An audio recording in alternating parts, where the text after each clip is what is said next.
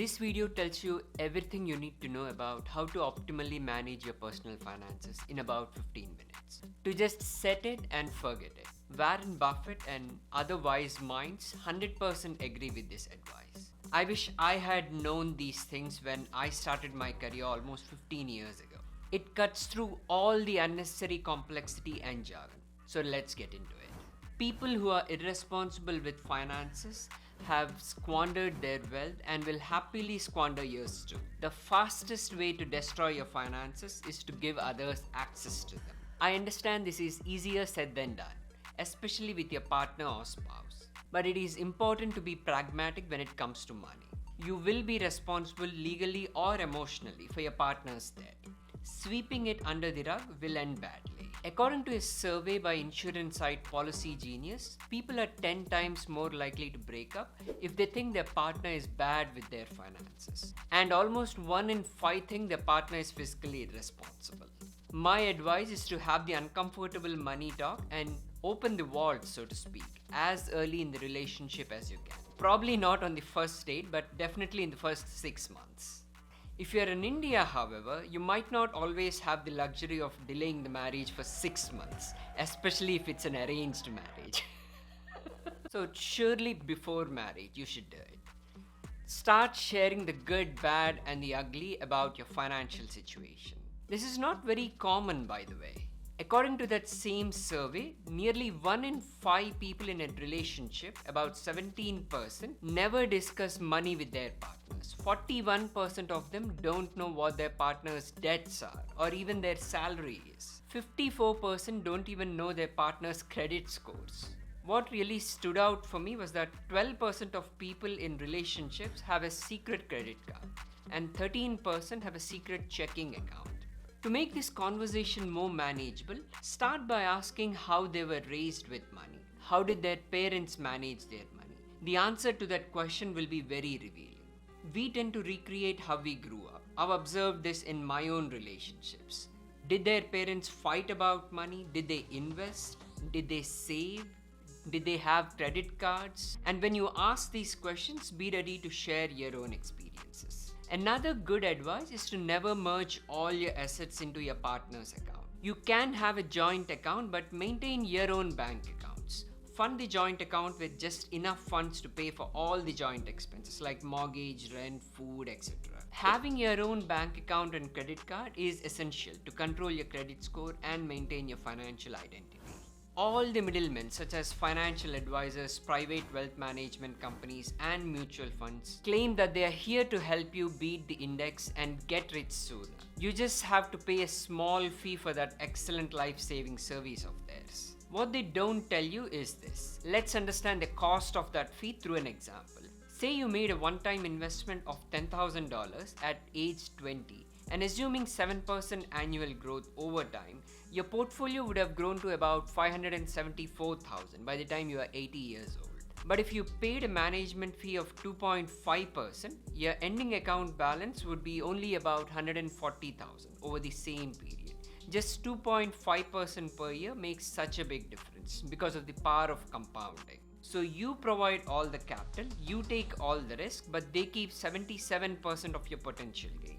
Not just that, they most likely will underperform the index. According to research by Standard & Poor's, 95% of equity fund managers in America underperformed S&P Composite 1500 over the past 20 years. In 2006, legendary investor Warren Buffett offered to bet $1 million that he could pick an investment that would outperform Wall Street's best hedge funds over 10 years. Hedge funds are supposed to be even more sophisticated than mutual funds, using advanced techniques like short selling, leverage, and derivatives to generate super high returns. Ted Seeds of Protege Partners was the only hedge fund manager who took up Buffett on the bet. For his investment, he selected 5 hedge funds of funds. So 5 hedge funds that invest in other hedge funds. On the whole, he invested in over 200 hedge funds. Warren Buffett, for his investment, picked the most basic, boring investment imaginable, a passive index fund that tracks the weighted value of 500 biggest public companies in America, the S&P 500. They started the bet on Jan 1st, 2008, and it was the start of the global financial crisis and the market tanked. Things did not look good initially for Buffett for the first 3 years, as his investment underperformed the hedge funds. However, by 2011, the S&P 500 had pulled even. From then on, after 10 years, Buffett's index fund gained 125.8% to index funds 36%. It's important to note that the market performance was not unusual over this time. At 8.5% annual growth, it nearly matches the stock market's long-run average. Be very cautious when seeking advice and never ever give up control. It's your money and no one will care for it better than you, but many will try hard to make it theirs. Don't let that happen. My general advice is, if you cannot afford to pay the total ticker price outright, don't buy it. It's okay to use credit cards, especially if you want to build up your credit score, but do that without carrying a credit balance. A credit balance is nothing but buying stuff with borrowed money. A credit card is only meant for convenience. Never borrow money to buy day-to-day stuff. This is applicable for buy now, pay later or BNPL options too. BNPL trend has been on the rise for years, driven by companies such as Afterpay, Klarna and Affirm. Every time you buy something online lately, there's an offer to pay in installments. It seems simple enough. You make a purchase and instead of paying for the whole thing upfront, it splits into 4 interest-free payments, usually every 2 weeks. TikTokers have been pitching it as a savvy way to buy on a budget, as an option to get the things you want without footing the entire bill now. It surely is not. It sounds a bit too good to be true, because it is. The overpriced dress you just bought is still overpriced, but the smaller payments almost compel you to splurge on it. You're still walking around in a dress that's not technically paid off. Here's how the model works. BNPL companies take a cut of anywhere from 2 to 8% of the purchases made from the sellers. The sellers are willing to pay up because the ability to pay in installments make you buy more than you otherwise would have. Stuff you don't need. BNPL companies also make a lot of money from late payments, which are very common. Even if you can pay on time, it is hard to track all the payments you have to make. 42% of Americans who have taken out a BNPL loan have made at least one late payment. Consumers who use BNPL services tend to be younger, and many are people of color. Some also have subprime credit, meaning they might struggle with accessing traditional forms of credit. The only exception to buying on credit might be for a house, but even then, think long and hard before taking out that mortgage. If you are a disciplined saver, renting is almost always better financially than buying. I made a video about that. You can find it somewhere here. If you are not disciplined, a house can act as a forced saving plan. A poor one, but at least it's a plan. I would also suggest avoiding a car loan, but that is in the gray area for me. I'll analyze that some other time. Almost everyone you meet will borrow money to buy this or that. It will look normal. You might even be mocked, but you don't want to run with that crowd.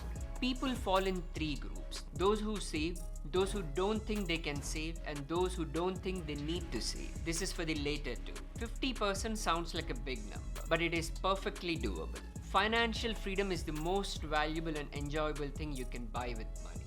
It is not cars, houses, or vacations.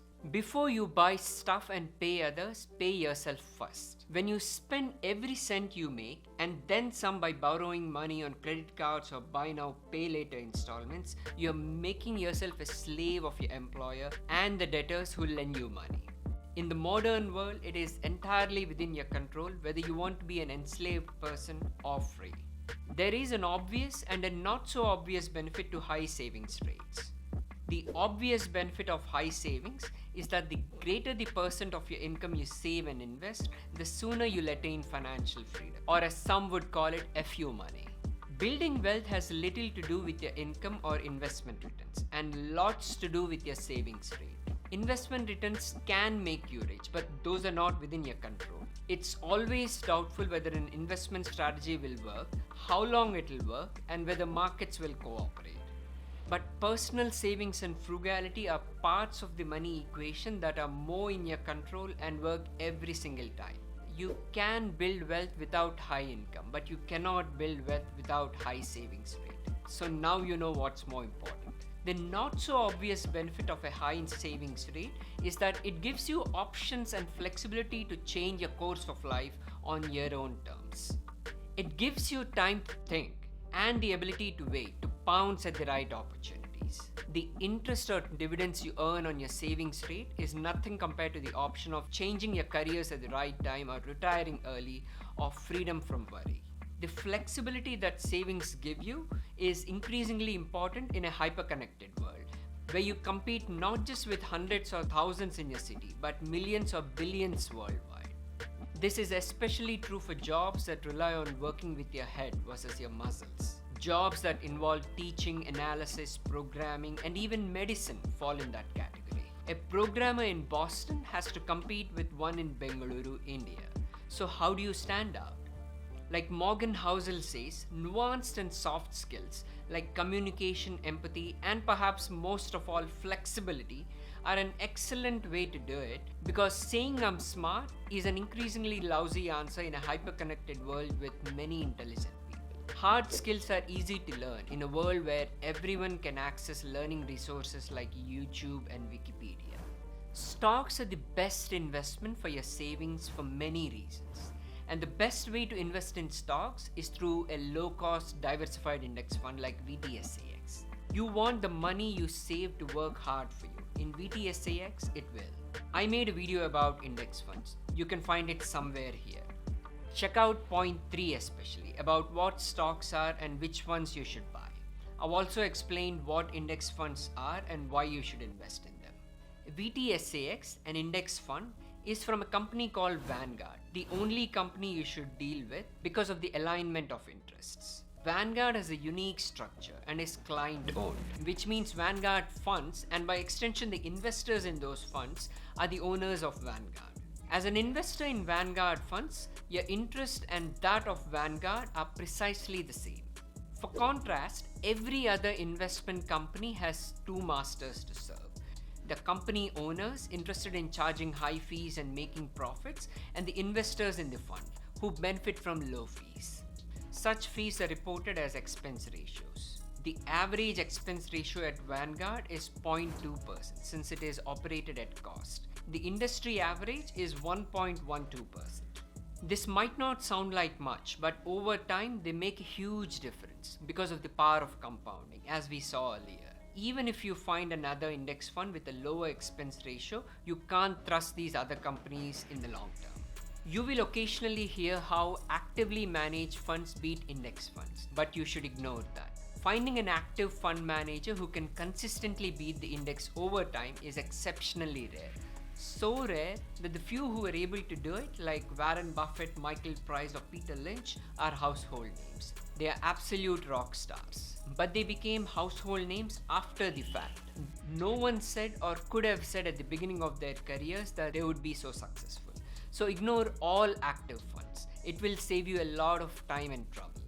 Also, never try to pick stocks unless you turn pro and are willing to spend almost 80 hours on it per week. Even then, there is no guarantee that you will succeed. As we saw earlier, most professional fund managers fail to outperform the index in the long term. It is not traditional advice to invest all of your savings in stocks. It is considered very aggressive because the stock market is volatile and prone to frequent crashes. I think it is aggressive only if your time horizon is short, say 5 years or less. If you have decades before you retire, you can afford to ride through the ups and downs without panicking. 40 years from now, you might want to add Vanguard Total Bond Index Fund to smooth the ride. You can cross that bridge when you reach it. Don't worry about that now. The value of your investments will drop a lot. This happened many times in the past. What happened this year in the stock market, which fell by about 20 to 30% at the beginning of the year, is not something unheard of. In fact, what happened in the financial crisis of 2007-8, when the stock market fell by over 50% and people thought that the world was coming to an end, is not unheard of either.